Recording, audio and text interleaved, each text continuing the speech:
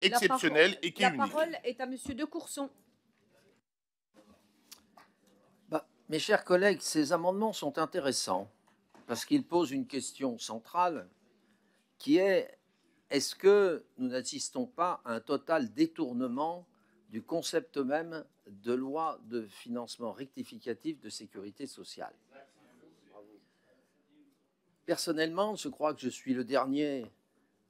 J'ai été même rapporteur de ce texte sur la loi organique à l'époque, et ça n'était absolument pas l'objectif d'une loi de financement rectificatif, de faire une réforme des retraites via une loi de financement rectificatif, qui intervient d'ailleurs à peine 3 semaines après la mise en œuvre de la loi de financement, on va l'appeler initiale, bien que la loi organique ne l'appelle pas initiale, de sécurité sociale.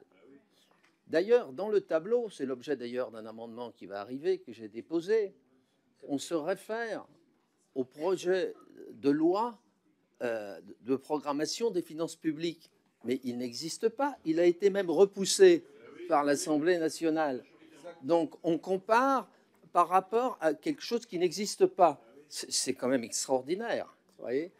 Et en fait, on veut utiliser cette loi de rectificatif tout simplement pour faire passer ce texte par des moyens purement de procédure, puisque chacun sait ce qui va se passer.